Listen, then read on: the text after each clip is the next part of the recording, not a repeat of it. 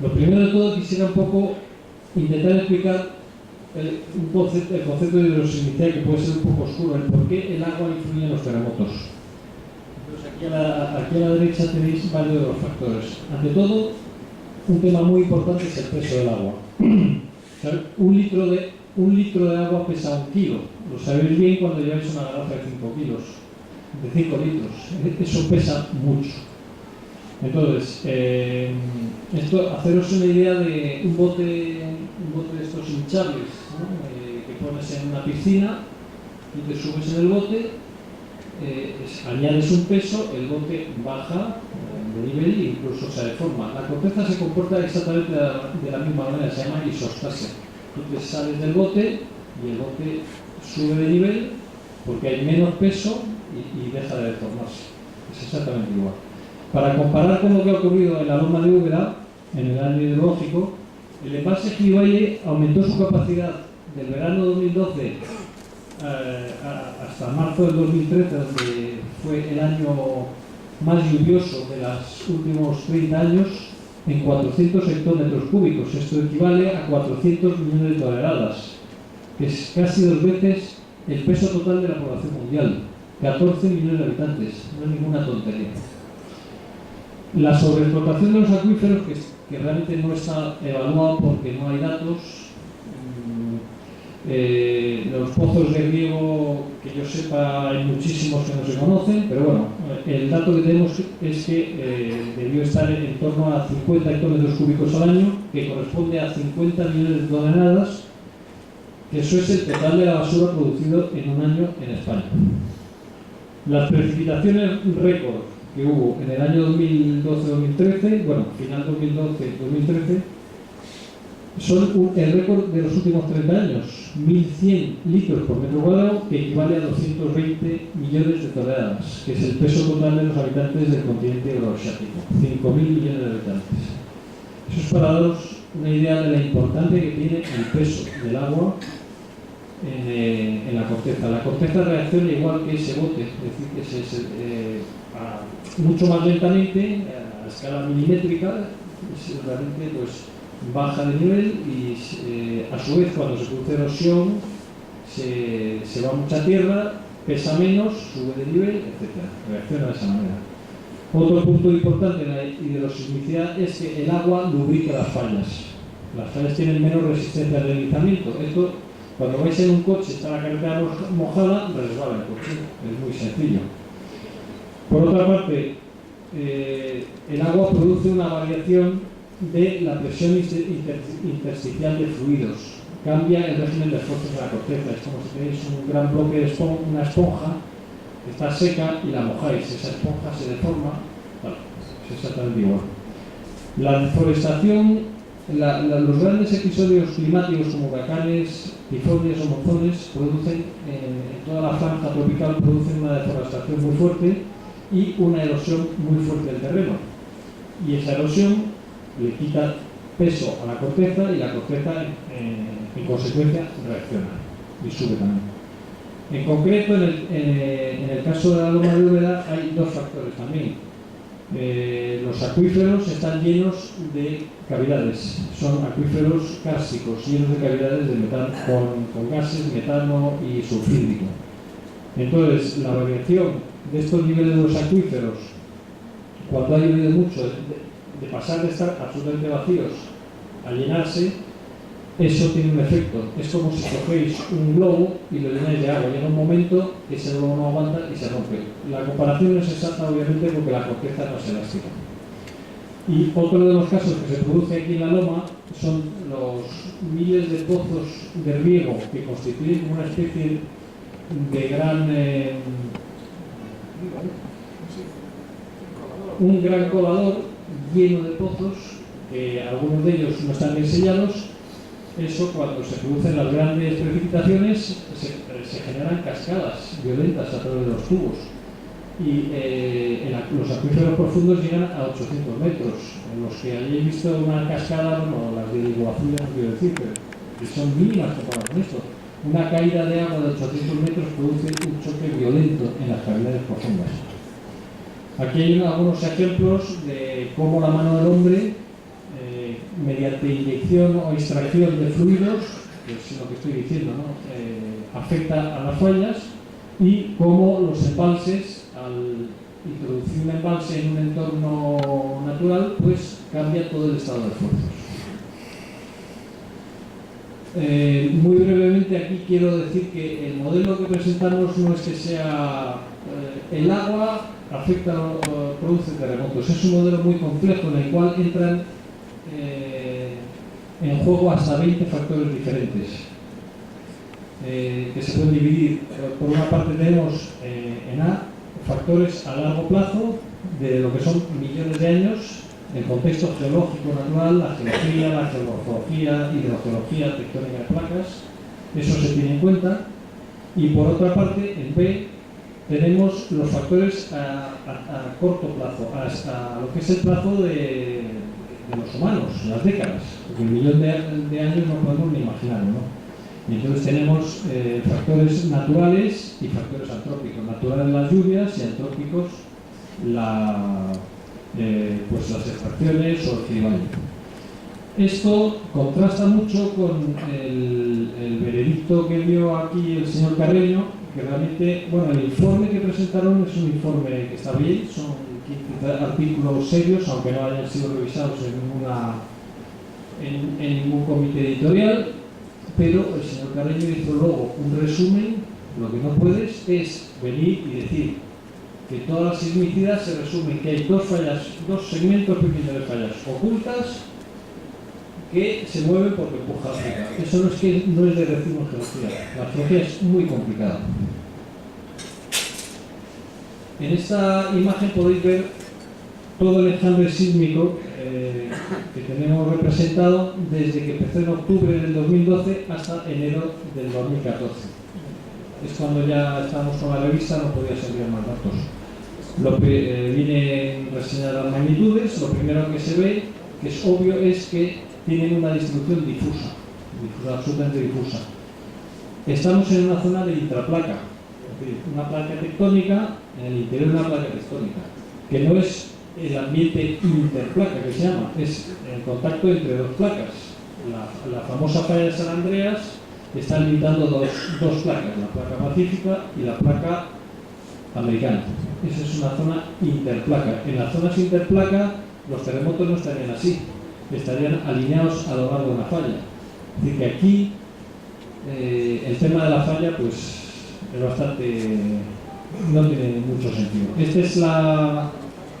Este es el esquema que presentaron los del IGN con la relocalización de menos del 25% de terremotos, poco más de 500, en una zona, si veis la escala, es un rectángulo pequeñito alrededor del cloroperofil, y con eso, pues bueno, relocalizan los terremotos y dicen que están alineados en una zona aquí, y simplemente con eso, con menos del 25%, ya hacen un veredicto y se olvidan del 75%, eso no es posible.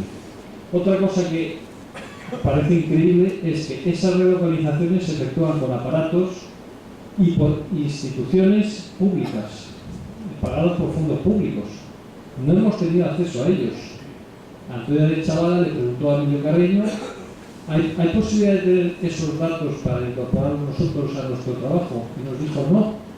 A palabras concretas, no se pueden, los autores que han publicado esto en el informe, Cantabella y otros, están esperando a publicarlo en una revista internacional para soltarlo. Eso no puede ser.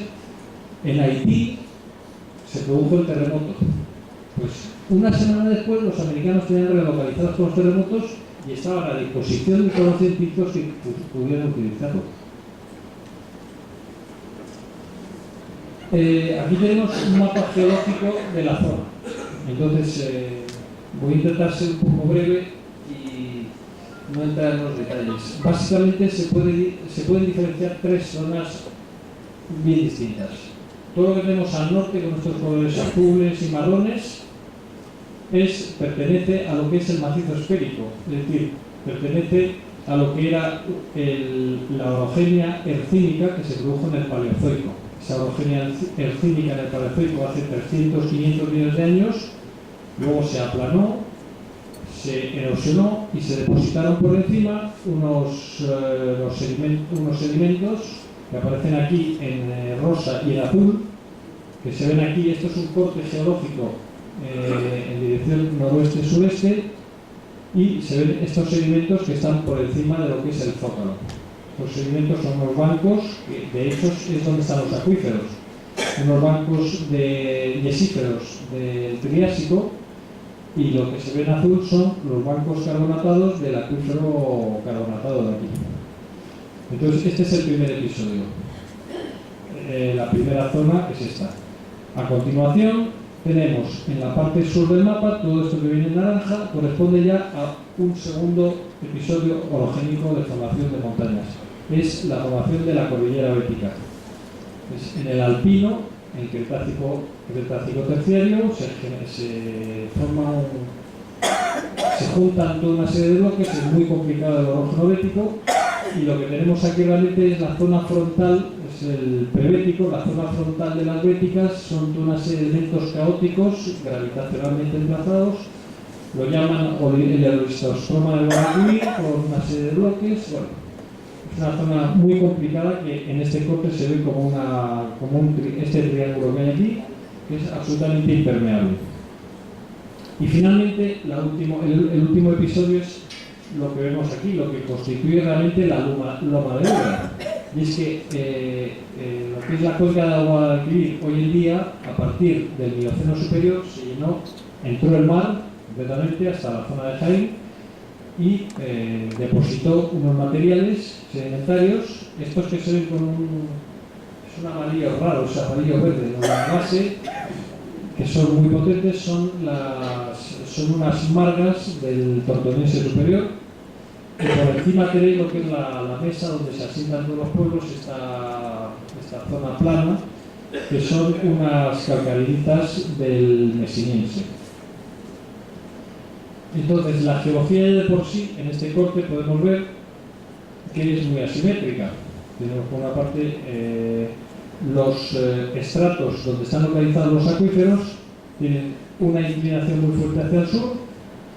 Por otra parte, en la zona donde se va a producir la sismicidad, el espesor del sedimento mioceno es muy fuerte, lo digo para el tema del peso. Y luego tenemos en el tema de las fallas. Fallas hay por todos lados, a todas las escalas. Desde la escala de la foto satélite hasta la escala del microscopio, observa fallas de todo tipo. Entonces aquí hemos representado algunas de las fallas o lineaciones, se dice también, cuando no la puedes localizar directamente en el campo, las pintas, porque hay una serie de criterios típicos que te indican que es una falla. Una de las fallas que sí que está reconocida, no se observa, pero se ha detectado por los estudios hidrogeológicos, es esta falla este-oeste, ABF, que aparece en este corte así. Y entonces esta falla lo que hace es como una especie de presa natural para todo el acuífero. El acuífero que viene por estos dos estratos se para aquí. Aquí ya no pasa más allá. Queda bloqueado por una presa natural. La otra falla evidente que ya denunciamos en el póster de Cancún es la falla norte-sur de Torreperojil-Sabiote, que se observa también a todas las escalas, y en el campo no se observa, a pesar de lo que digan los de la Universidad de Jaén. Es una falla de carácter sinestral que se mueve en este sentido, y este es el único mecanismo focal que se ha observado, que han calculado para el terremoto más grande del 5 de febrero con magnitud de 3,7. Un elemento muy importante aparte de los acuíferos, el agua está por todos lados. La loma de Úbeda está rodeada por el Guadalquivir con 2 embalses, y luego por arriba viene el Guadalimar con 3 embalses, el Gibaile en concreto, que es el más importante. Como veremos, la clave de todo está en el Gibaile. Algunas imágenes representativas. Estas es el acuífero carbonatado, son las calizas del Jurásico que se ven cerca del Gibaile. Se ven todas estas cavidades. Los sedimentos que hay por abajo, el Triásico, el yesífero también, que es muy soluble, también está lleno de cavidades. Imaginaros esto hundiéndose debajo de la corteza, por debajo de la loma. Decía, eso es como un peso de bulla, con cavidades, llenas de gases inflamables, de metano y de sulfídrico. Y de hecho, bueno, pues esto es un fenómeno que se ha observado aquí corrientemente. Cuando se hace un pozo de riego, sale el metano, se inflama o explota, etc. Es decir, que hay una acumulación de gases en cavidades. Esta foto espectacular que me proporcionó Francisco Martínez Villar desde La Violeta, lo que te hace ver muy claramente es la importancia que tiene el Giribaille. Esto es en marzo del 2013, cuando estaba al 105% de su capacidad, máximo histórico, nunca alcanzado.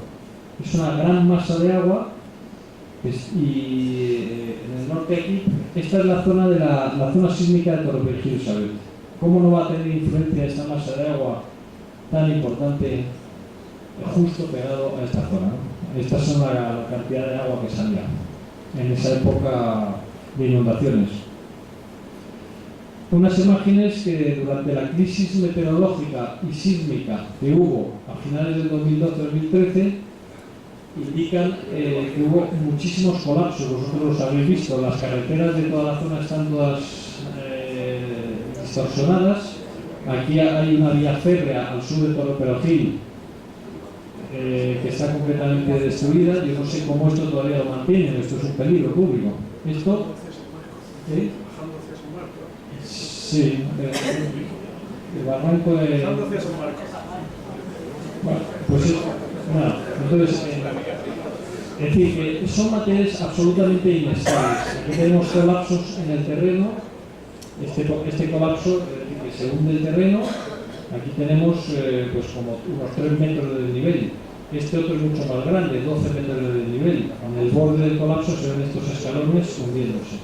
¿Qué es lo que ocurre? Que está todo, tenemos un subsuelo lleno de cavidades, de oquedades, eso es inestable, llueve y todo esto está colapsando por todos lados. Esto no se puede obviar, esto existe, ¿no? De hecho lo habéis visto en el campo, muchos colapsos de estos. En esta diapositiva quiero intentar que entendáis bien la relación que existe espacial entre los terremotos. El enjambre de terremotos viene representado aquí en A mediante esta zona subelíptica roja. Las demás imágenes corresponden a características hidrogeológicas de los acuíferos profundos. Veis que con unos colores degradados observamos cómo hay una serie de círculos que corresponden en el espacio con, especialmente en la vertical, con la zona sísmica. Ahora explicaremos a qué corresponde cada uno. Por cierto, aquí se ve cómo el acuífero queda cortado por esa falla este-oeste. El acuífero de la loma termina ahí. En primer lugar, B corresponde a la profundidad del acuífero carbonatado jurásico. La profundidad va aumentando hasta alcanzar un máximo de 800 metros en esta zona, justo al sur de la zona sísmica. En C se puede ver el espesor del acuífero carbonatado. Coincide plenamente con la zona sísmica, máximo espesor, donde se saca mucha agua, de 100 metros justo en esa zona. En D se puede ver algunas de las características químicas de las aguas subterráneas y en particular es muy interesante los cloruros. Los cloruros dan un máximo en esta zona. Los cloruros se suelen asociar a la inestabilidad de los yesos, disolución de yesos que pueden llegar a formar diapiros. Diapiros son como intumescencias hacia arriba, se hinchan y tal. Entonces, esto tiene también muchos efectos en la inestabilidad del terreno. En E se puede ver el aumento de la temperatura. Va aumentando de 0 grados allí en la temperatura profunda hasta 55 grados en profundidad. Y finalmente la más interesante es esta. Esta lo que muestra es el flujo del agua profunda en el acuífero Triásico, como si veis las flechas, no sé si se verá bien, convergen todas hacia una zona central, que es un punto amarillo, y en esa zona central asciende el agua. Estamos en mitad de la zona sísmica. Esto Antes de que se utilizara el acuífero profundo para regar los olivares, antes del 95, se utilizaba era mediante el agua de la lluvia natural. Y entonces el agua, estos acuíferos constituían una especie como de grandes lagos o balsas tranquilos que no se movían. Se han desestabilizado y hay ese movimiento. Entonces, que quede clara la relación que existe en el espacio entre dónde están los enjambres y todas estas características hidrogeológicas de los acuíferos. Aquí vamos a hablar, en la primera imagen se va a hablar de las extracciones de agua y las demás corresponden a la climatología. La primera imagen corresponde a la zona central, donde S y T corresponden a Xavier de Torre Perojil, y estas curvas indican la bajada del nivel pizométrico, es decir, la bajada cuando pinchas a qué profundidad está el agua. En el intervalo de tiempo 2001 a 2007 se observa que va bajando el nivel, ha llegado a perder hasta 80 metros, es decir, está 80 metros más bajo el acuífero, ha ido bajando. Se calcula que hoy en día ha podido bajar 100 metros. Hay estudios que indican que el acuífero triásico, evaporítico, hoy en día está agotado en un 85%. Y otras investigaciones advierten de que en menos de 20 años, probablemente, si sigue el tema de esta manera, se agotará el acuífero. Los acuíferos profundos se agotarán. Pasamos a la climatología. Aquí tenemos, en este esquema de barras, las barras indican la cantidad de agua que ha caído, desde el año 81 hasta el 2013. Cuanto más alta la barra, más ha llovido. Quiero que os fijéis en las dos últimas barras. El 2012, una barra muy pequeñita, es uno de los años más secos de las 3 últimas décadas, y el 2013, la barra más grande, es decir, el año más lluvioso de los últimos 30 años. Esto es absolutamente anormal, es un cambio brusco que no se ha dado nunca. Esto no se puede obviar. En C se puede ver ya en más detalle las precipitaciones con las barras, cuanto más altas más ha llovido, del 2012 al 2014. En 2012 se observa que hay muy poca agua, en verano ausencia absoluta de agua, y de pronto en septiembre, en poco más de 7 meses, se concentra casi toda la lluvia caída en el 2013. Es decir, en la mitad de un año ha caído lo que todo el año. Es muy representativo, por ejemplo, esta barra, que corresponde a marzo del 2013. En ese mes ha llovido más que en algunos meses hidrológicos, como por ejemplo el año 2005 o el año 1999. Año hidrológico no corresponde al año normal, va de octubre a octubre. Pero lo importante es ver sobre todo una sequía muy fuerte y luego unas precipitaciones masivas y muy bruscas, concentradas en un tiempo muy breve. Este esquema lo que representa es la transpiración del terreno, la evapotranspiración. El calor que hace que se evapore el agua. Las barras indican cuanto más grandes, más evaporación. En el verano del 2012, una evaporación fabulosa que también contribuye a todo eso. Este es un mapa que representa las precipitaciones medias hasta diciembre del 2012. Aquí tenéis una escala, cuanto más azul, más precipitaciones. La zona donde más precipitaciones ha habido en toda la cuenca del Guadalquivir, que es la zona de Jaén, y aquí estamos en la zona de Torre Perojil Xavier, con una cantidad de agua 200% superior a lo normal. Este es el esquema un poco más complicado de explicar, es un resumen de todo lo que es los episodios sísmicos que han ocurrido desde octubre del 2012 hasta cuando nosotros hemos podido tener los datos, que es enero del 2014. Entonces aquí vienen, aquí empieza el 2012 hasta mayo, y en el esquema de abajo de junio a diciembre, hasta enero del 2014.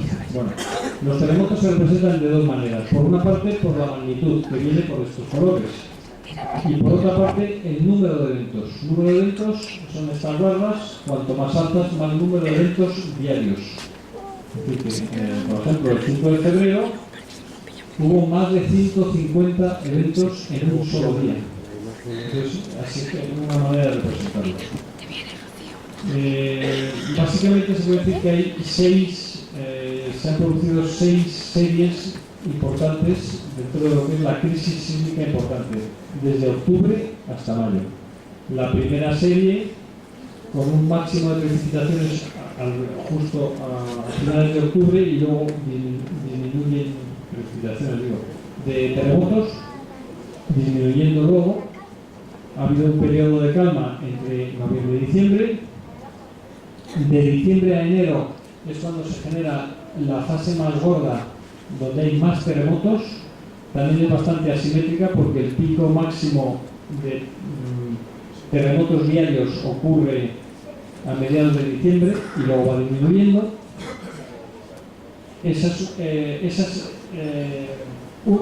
Hay dos eventos grandes, el SS2 y el SS3. El SS3 es el siguiente evento, que va desde enero hasta febrero.